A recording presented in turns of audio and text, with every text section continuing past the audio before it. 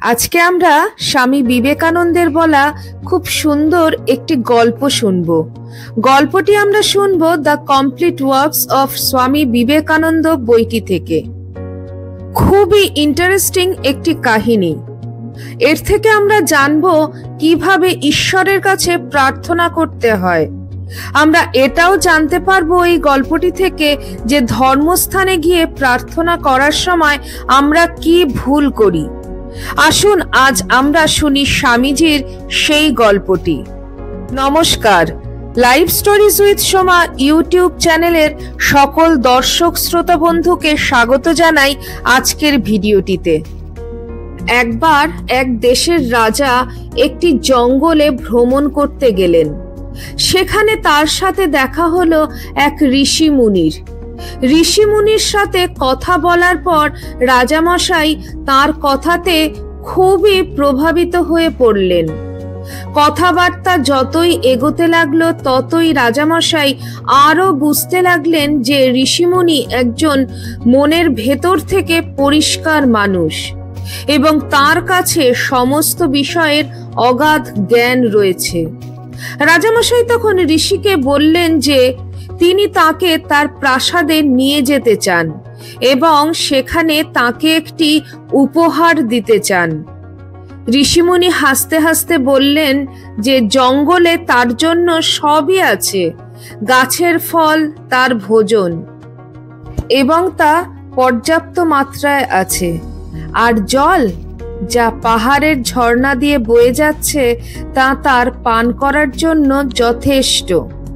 গাছের পাতা আছে তার শরীর ঢাকার জন্য, আর এই গোটা জঙ্গল তার নিজের ঘর। তাই রাজা বা অন্য কারোর কাছ থেকে তার কোনো সাহায্যের প্রয়োজন নেই। এটা শোনার পর রাজামশাই বললেন, হে ঋষিমুনি, আপনি উপহার নিয়ে আমাকে কৃপা করবেন।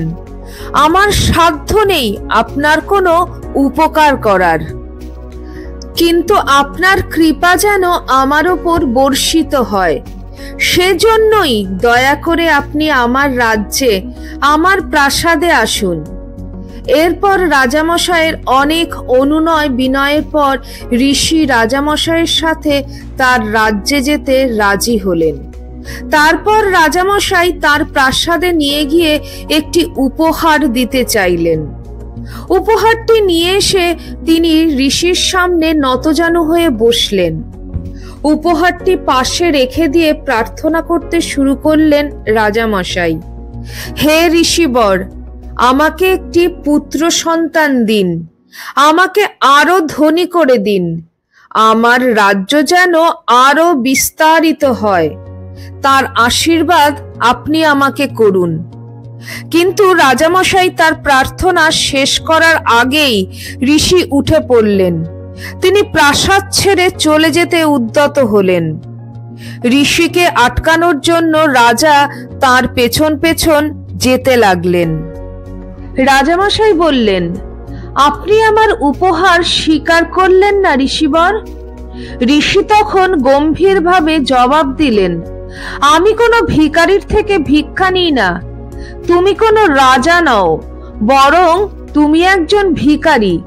সুতরাং তুমি আমাকে কি দেবে? এবং তোমার মতন মূর্খ ভিখারির থেকে আমি কোনো উপহার কিভাবে নিতে পারি? চলে যাও এখান থেকে, আর আমার পিছু ধাওয়া করো না। ভালোবাসা অন্য কিছু পাওয়ার জন্য হয় না, ভালোবাসা শুধু ভালোবাসা পাওয়ার জন্যই হয়। একবার ভেবে দেখুন তো, যখন আমরা মন্দির কিংবা মসজিদে যাই তখন প্রার্থনা করার সময় আমরা কি করি? আমরা আমাদের প্রয়োজনীয় জিনিসগুলির একের পর এক ঈশ্বরের কাছ থেকে চাইতে থাকি। ঈশ্বরের কাছে আমরা ধন দৌলত প্রার্থনা করি, কিন্তু যতটুকু ধন দৌলত আমাদের কাছে আছে তার জন্য কখনোই ঈশ্বরকে ধন্যবাদ দিই না। আমরা কোনো মন্দির বা মসজিদে এই উদ্দেশ্য নিয়ে যাই না যে তিনি ইতিমধ্যে আমাদের যে ভালো ভালো জিনিসগুলি দিয়েছেন সেগুলির জন্য তার কাছে কৃতজ্ঞতা স্বীকার করব এবং তাকে ধন্যবাদ জানাবো। আমরা মন্দিরে যাই কেবলমাত্র নিজেদের স্বার্থে, যা কিছু পেয়েছি তার থেকে বেশি, আরো বেশি কিছু পাওয়ার উদ্দেশ্যে। ঈশ্বর কি আমাদের এই উদ্দেশ্য বুঝতে পারেন না? এখানে আমরা বোকা বানাই কাকে, ঈশ্বরকে নাকি নিজেদেরকে? স্বামী বিবেকানন্দ বলে গিয়েছেন, কোনো কিছু পাওয়ার লোভে ঈশ্বরের সাধনা করা ভুল। ঈশ্বরের কাছে আমরা যে জিনিসটি পাওয়ার জন্য প্রার্থনা করতে পারি তা হলো সৎ বুদ্ধি এবং সৎ চিন্তা।